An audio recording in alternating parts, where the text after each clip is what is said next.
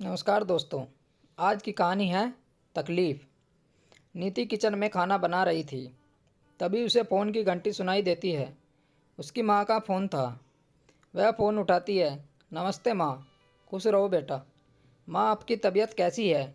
आप ठीक तो हैं ना? हाँ बेटा, मैं तो ठीक हूँ। तू बता कैसी है? मैं भी ठीक हूँ।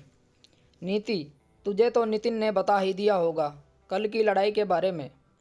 नितिन नीति का छोटा भाई है।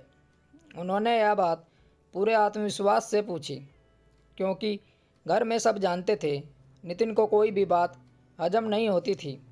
घर की हर छोटी मोटी बात वह अपनी बहन को बता देता था। नितिन ने पहले ही अपनी भाभी और माँ के बीच का झगड़ा अपनी बहन को बता दिया था। नीति ने अनजान बनते हुए कहा, नहीं माँ, मुझे कुछ नहीं पता। नितिन ने मुझे कुछ नहीं बताया, और वैसे भी मैं आजकल अपने बेटे रिंकू की पढ़ाई में बहुत बिजी रहती हूँ। बहुत दिनों से मेरी भाभी से भी बात नहीं हुई। यह सुनते ही नीति की माँ रोते हुए बोली, अरे बेटा, मुझे क्या पता था तेरा बड़ा भाई मुकेश मुझे धोखा दे देगा। मैंने तो बस बड़ी बहू सोनम को सुबह देर तक सोने और समय पर खाना नहीं बनाने के लिए थोड़ा कह दिया। मुकेश तो अपनी बीवी के कहने पर मुझसे ही लड़ने लगा और कहने लगा कि मैं उनके निजी मामलों में दखल देती हूँ। भला ऐसा मैंने क्या कह दिया नीति, जो वो मुझसे लड़ने लगा?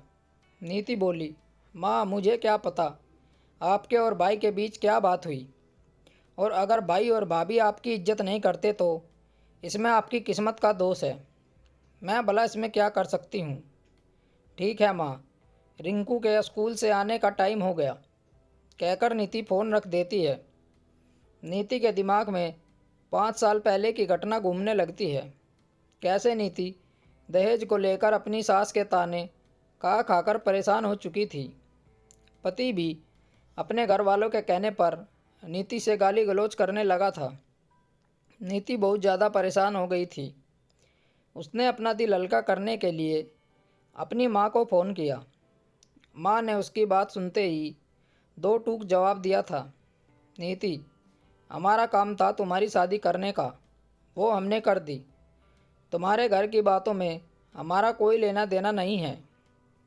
अगर तुम्हारा पति और ससुराल वाले तुम्हारे साथ अच्छा व्यवहार नहीं करते तो इसमें हमारी कोई गलती नहीं है। यह तो तुम्हारी किस्मत का दोष है। इसमें हम क्या कर सकते हैं? इतना कहकर माँ ने उसकी तकलीफ़ सुने बिना ही फ़ोन काट दिया। माना वह सही कह रही थी। वह किस्मत नहीं बदल सकती, लेकिन बेटी के दुख दर्द को सुनकर उसका दर्द तो कम कर सकती है।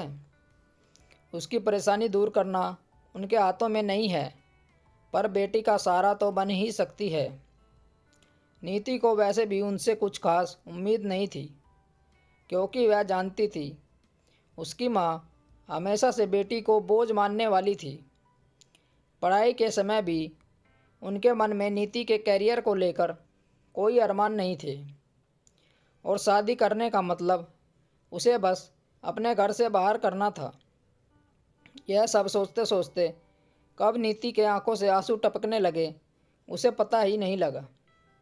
तभी उसे बाहर से रिंकू के स्कूल बस की आवाज़ सुनाई दी।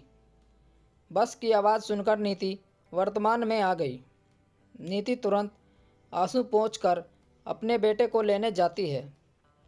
कहते हैं ना, भगवान के घर देर है अंधेर नहीं। भगवान कभी किसी के लिए सारे दरवाजे बंद नहीं करता। इसलिए समय रहते नीति के पति को भी अपनी गलती का एहसास हो जाता है। आज नीति अपने पति और उसके बच्चे के साथ बहुत खुश है। वही उसकी पूरी दुनिया है। लेकिन आज उसकी माँ उसकी जगह खड़ी है जहाँ कभी नीति खड़ी थी, और कोई भी उसकी तकलीफ़ सुनने वाला नहीं था। शायद इसे ही किस्मत का फेर कहते हैं। स्टोरी को लेकर आपकी क्या राय है? नीचे कमेंट करके ज़रूर बताइएगा। ऐसी ही और बेहतरीन कहानियों के लिए हमारे चैनल को ज़रूर सब्सक्राइब करें। कहानी सुनने के लिए आप लोगों का बहुत बहुत धन्यवाद। मिलते हैं आपसे एक और नई कहानी के साथ। तब तक बने रहिए हमारे चैनल के साथ। राम राम दोस्तों।